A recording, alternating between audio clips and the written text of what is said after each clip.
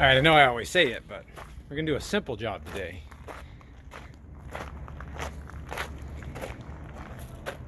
Let's take a look.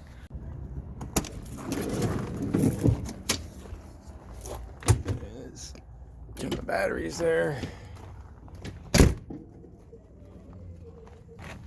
Alright, we got a really nice diesel pusher here. And the short cord is having problems. It's a very common problem.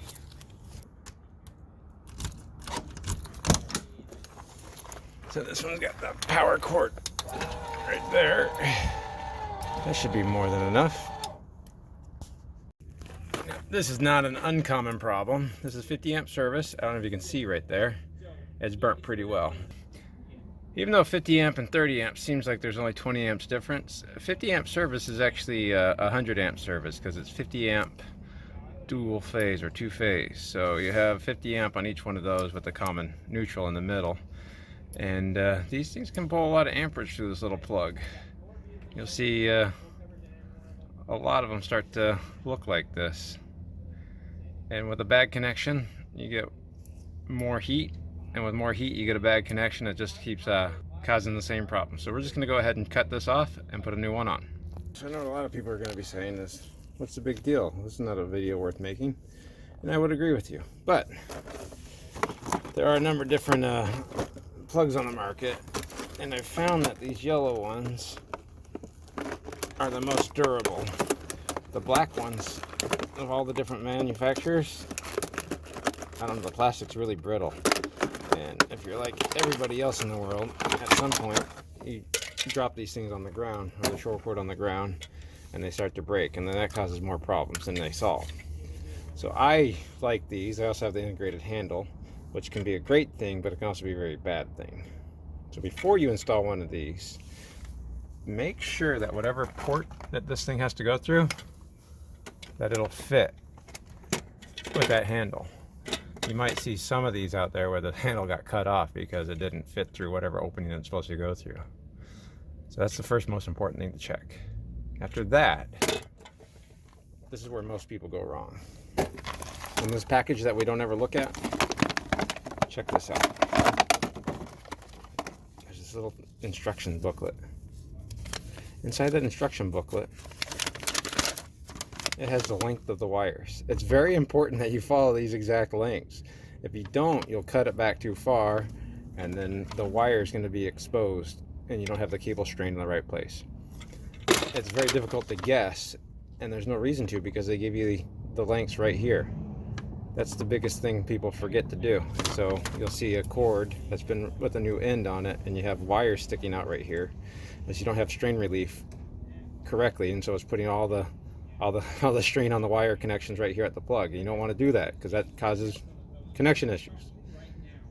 The first biggest issue we have, besides moving this collar out of the way, because that's just part of the stop for the short cord reel, is cutting off this end, because this is really thick cable. Even with big cable cutters, it's still a little bit of work. Let's go ahead and move this. I just have to loosen up those Allen keys, or the hex keys, and slide it back. What do you think? Metric or standard?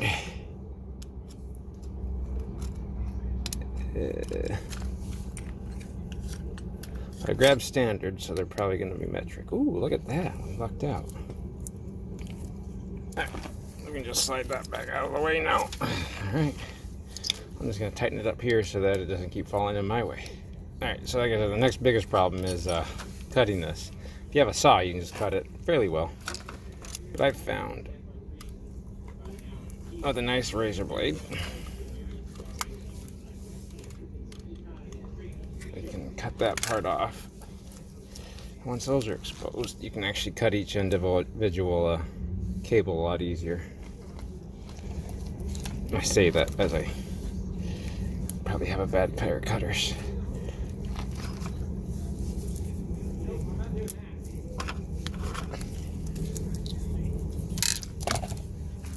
Alright, I got the better cutters.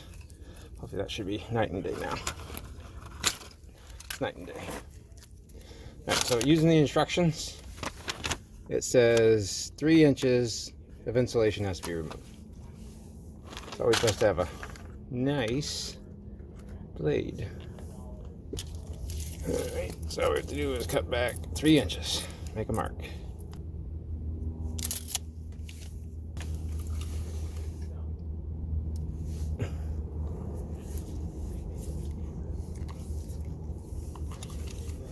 Let's go that way, and then we cut it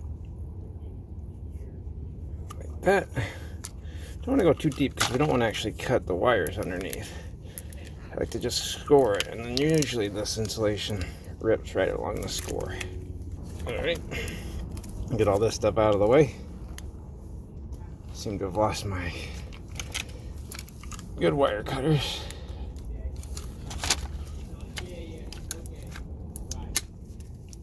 This is just strain relief. When you're moving this and manhandling the cord, it's got this paper yarn in there.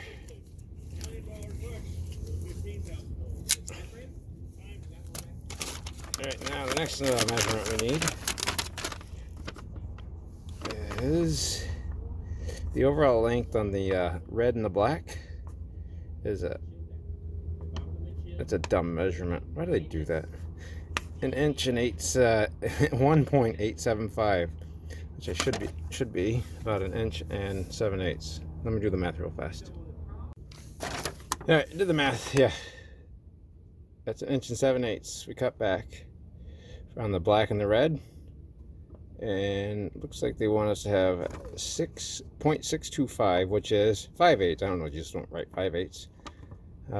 Strip back, and then it looks like the bottom of the neutral is just a strip, is to the top of the strip back of the line. So let me take those measurements, make those cuts real fast.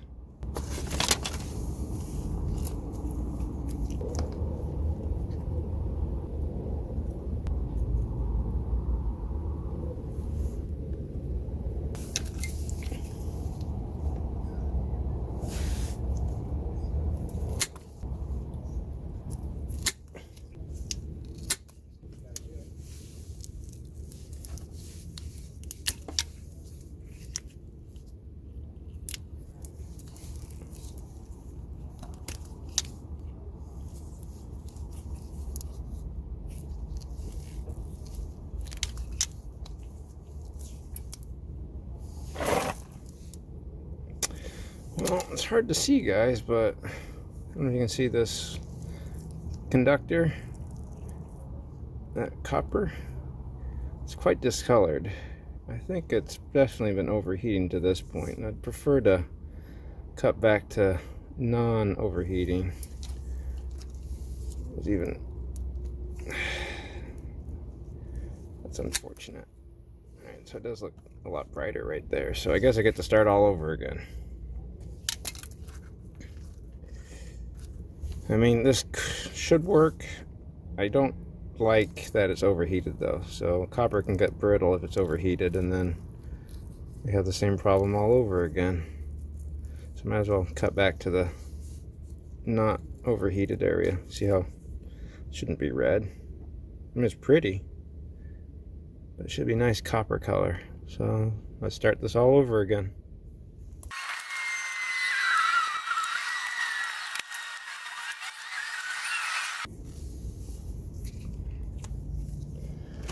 Alright, let's get back to where we were.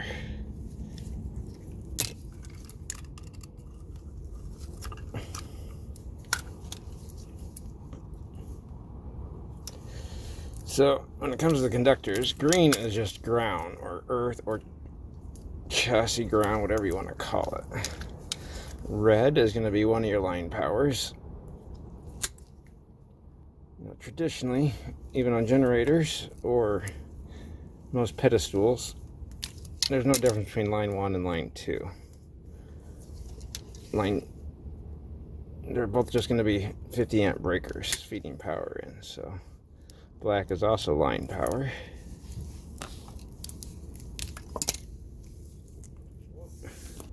Well, I guess I'm going to try this one more time because this is still a little discolored there. So much for an easy job.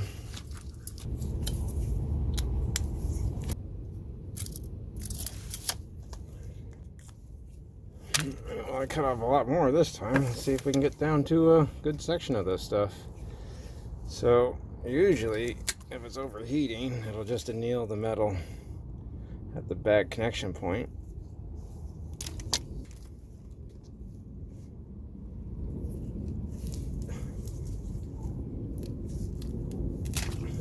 Oh yeah, that's the right color right there. There we go. Should be able to see the difference in color there. So this is overheated, and so copper can get brittle when it's overheated. You can see how inside it's been turned red or purple or pink, whatever color you want to call it. So we have more than enough cord. Might as well give it the best chance of working, right? So at any rate, you have two line powers, both 50 amp, and they're out of phase with each other. So I can't explain everything because I'm not the smartest person in the way, but the waveform on one is 180 degrees off the other. So it might only be 90 degrees off. Nah, I think that doesn't matter. So the neutral is handling all of it, and you think, how can one conductor handle what two other conductors have to do when they're the same size? It's because it only handles basically one load at a time, just out of phase. So if you're ever checking amperage on a 50 amps coach, you can't really check it on neutral because they're out of phase with each other, and the peaks will actually cancel. The waveform will cancel the amperage out on the other one, so you won't read true amperage. In order to read your true amperage, you have to check it on each one of your line power. And of course, this is earth, so it shouldn't handle any any amperage whatsoever. It's just a pathway to ground. All right, that was a long way to get to this point. Do is just take this cable strain off.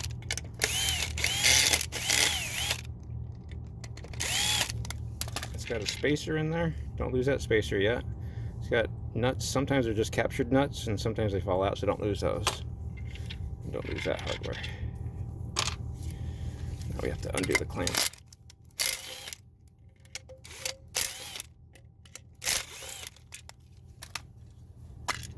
Alright, don't lose that. And don't lose those screws. And these conductors are already color coded, so you have ground, line, and neutral. So if we go back to the picture, it'll actually show us how to route the wires so everything closes well. Because again, if we don't do this correctly, this won't go together very well, and it'll be stuck out. And then this is a lot of power to just kind of guesswork and try to cram it all together. We don't want to cram it. We want it to work pretty well. So what I normally do is just pop all of these out to loosen them up. And I'll get them started on the wires. But it's hard to really get a lot of torque on these wires or these connectors until they're back in the housing right there. So let me just get that all situated.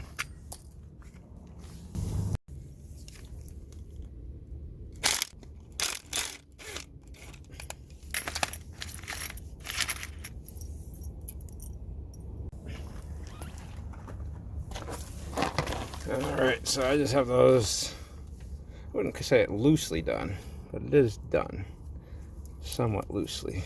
These are not tight enough. What you want to do is make sure there's no little strands sticking out that can short out against anything else. So you want to make sure everything's contained in there. And we have to feed these into their little sockets.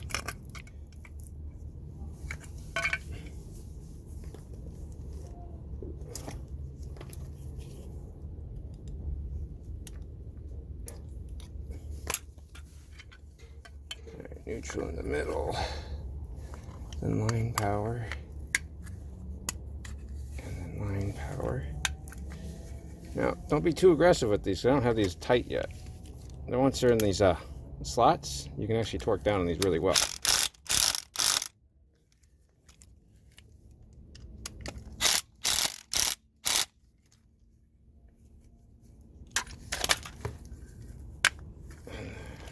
Forget to do the neutral. And of course, I guess I always follow up with a correct torque, whatever it's set to. Here, I'll do it for you. Click. And those get pushed in all the way. And again, it's hard to see, but in the picture it shows the direction the screws go. It's very important you follow that screw on the neutral and that screw on the ground. And I'll show you which way to route the wire. So this one's actually showing the green wire going over the top of that line power there, which always concerns me. It always seems like it shouldn't be rubbing against stuff, but if you follow the directions, you can't be wrong, correct? Slot that it has to fit into. Right there.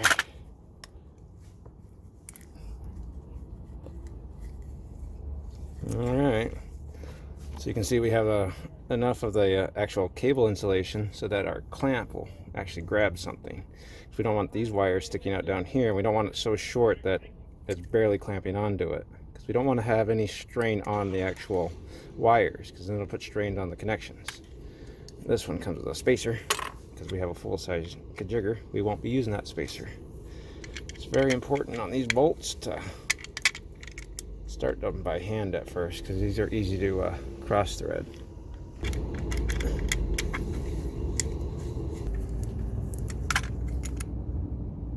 Alright, I guess we're started there. Okay, let's go ahead and tighten it up.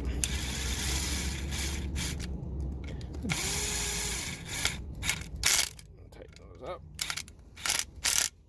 Alright, now let's see. That looks pretty good now. Last thing we have to do is put the cap back on. And if you did everything correctly, do a final check, make sure no stray wires are poking around. This should fit on really easily. If you didn't do everything correctly, it won't fit on very easily. There we go. And then just pop that down. And freak out because you almost lost a screw, but you didn't lose a screw.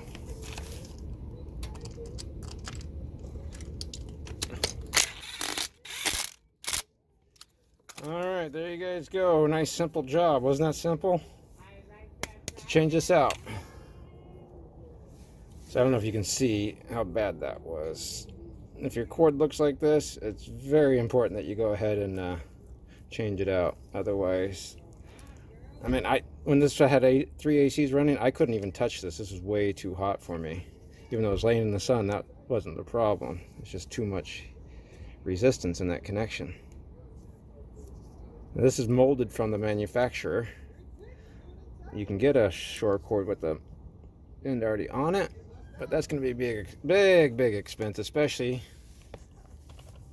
when it's going to be on a power cord reel like this, because then you have to completely take all that apart way back there and make a little half-hour job into a 6-day or a 6-hour job, maybe a full day job. So if your cord's starting to look like that or it's damaged, you definitely want to change that out. It's the best thing you can do, especially if you're trying to run all your ACs. If your replacement end starts getting broken, go ahead and replace it. We're asking an awful lot, even though this is 50 amp, which is 100 amps. Most of these modern diesels are using every bit of that 100 amps. And if you can get rid of any resistance, that's going to help. Well, I hope that helped some people out. It's a simple job, but can be difficult if you don't follow the directions. Just follow the directions, it'll be simple. I gotta go have lunch with my mom. Bye.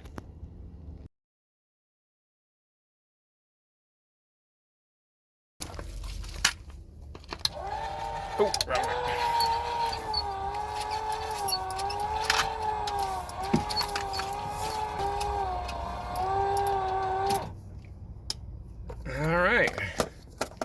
Just like that, we're done. Now this was just for a 50 amp coach. Now you can do all this on 30 amp, but 30 amp, the short cord itself is actually pretty inexpensive. Almost the same price as the end. If you can just replace the short cord, I'd probably just replace the short cord. It's gonna be a lot easier. But on 30 amp service, the entire cord, all the conduit together, is probably as thick as just one of these. That's why there's such a big upgrade between 50 amp and 30 amp. You'd think 50 amp, 30 amp just showed a 20 amp difference, but it's not.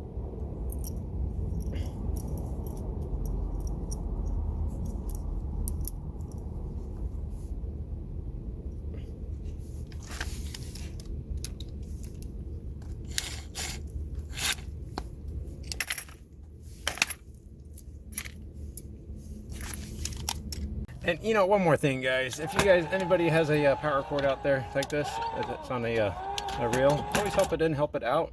And when you're done, turn it off. Even though it's supposed to stop it, sometimes those don't work anymore, and the motor's always trying to pull. You start to overheat and cause big problems. On that situation, that's a circuit breaker to reset. All right, bye.